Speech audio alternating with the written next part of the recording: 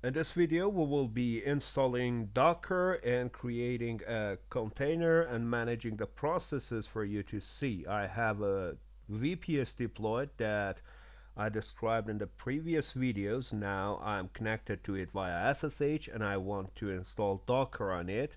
So let's see how it's done. Like any installation, we start with updating and upgrading the system by sudo apt-update and sudo apt upgrade -y to confirm the process and get the system updated. Before installing Docker itself, there are some packages required for running Docker, so let's first start with installing them by sudo apt install. One of them is apt-transport-https. The other one is CA certificates. The other one is CURL. Another one is GNU PG2. And the last one is software properties common. Then we need to add the official GPG key by typing this in the command line. I'll paste all of these codes and commands in the description of the video, so don't worry. And this way we add the GPG key, and also we add the Docker repository with this code because we want to pull the Docker from the repository. So we paste this and press enter. Now that we have updated the sources list, we need to do an update again. So sudo apt update.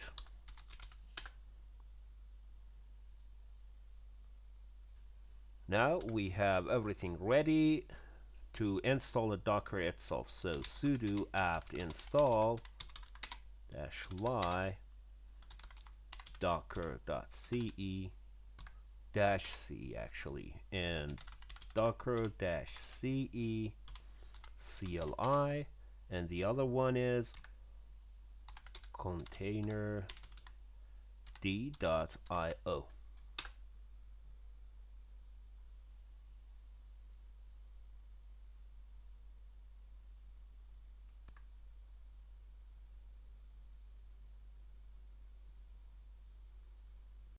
So the Docker must be installed so far. Let's check it by sudo docker and trace the version, and yes, this version of Docker is installed. Now it's time to start the service and enable it by doing sudo system control start docker and system control enable Docker.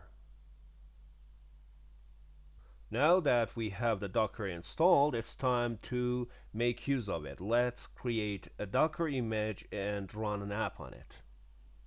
The image that we're about to create will be a Python application that runs a very simple Flask app on it. So let's create a directory for it by make dir. Let's call it Flask Docker, and then navigate to it by change directory Flask Docker, and now let's create a file called app.py and start editing it by from press I to start editing, and from Flask import Flask, and then app equals Flask name and then app.route will be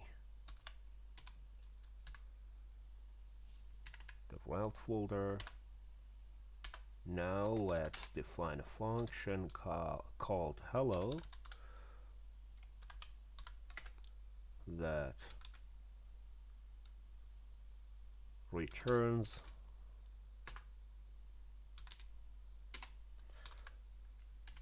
hello world,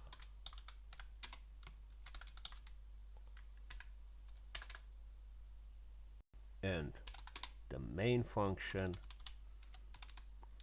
if name equals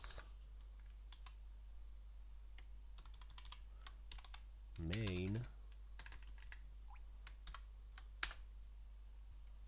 app run host equals 0000. If you have no idea about this code, it's okay. It's just a simple Python code that uses the Flask library and returns a hello world string, and we just need it for testing the Docker image. So I press escape and save the file, and now we have a Python script that will be the main script of this image. Now we need to create some other files. One of the files is called requirements.txt, and we need to include Flask version 2.0.3, and the other one will be this one that I don't even dare to pronounce it. And these are the two requirements we need for this application. Now let's create the last file that every image has, and it's called Docker file with capital D, and let's paste this information inside it that is relevant to our specific application, the port, work directory, copy, and so on. And let's save it. Now everything is ready to build the Docker image, and while we are inside the directory, we can type sudo docker build -t and name the image. For example, let's call it Flask app, and then a period to point to this current directory, and let's give it the system password and wait for the Docker image to be built. It will pull all of the requirements and create the image for us. Now the Docker is created and it's ready to use, so we can type sudo docker run and -d for running it detached, and -p to specify the port, and we can map the port 5000 of host to 5000 of the Docker file, and then the image name that is flask-app.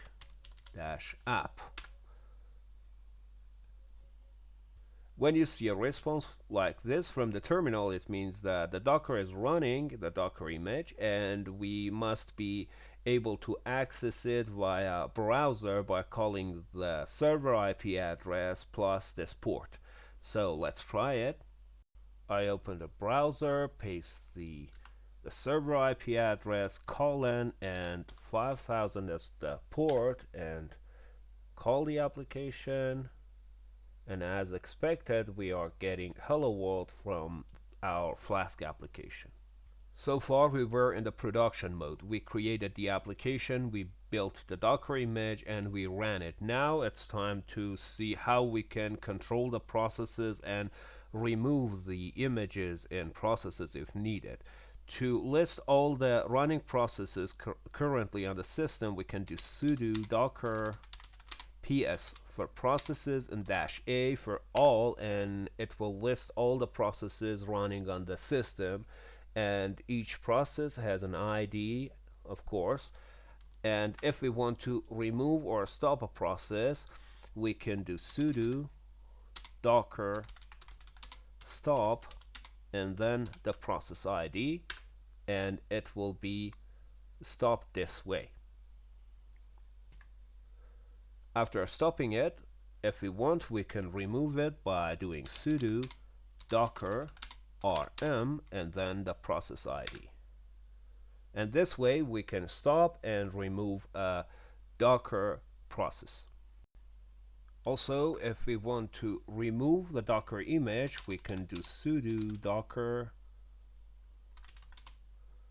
images to list the image names, and they have names and also image ID.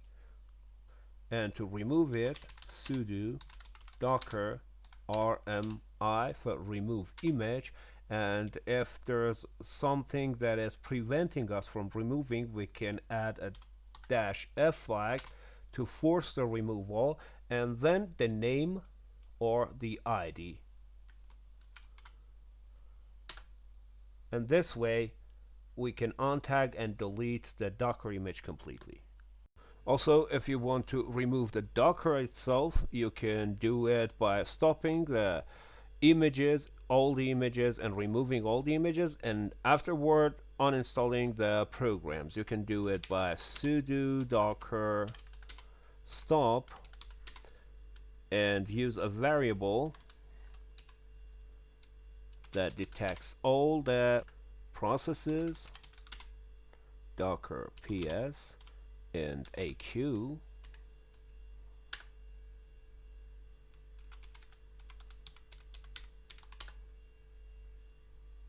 and also using the same style for removing the processes. And after that, sudo docker remove images with a variable sudo docker images -q. Now we can remove the software itself by sudo apt-remove docker-ce docker-ce CLI and container d.io.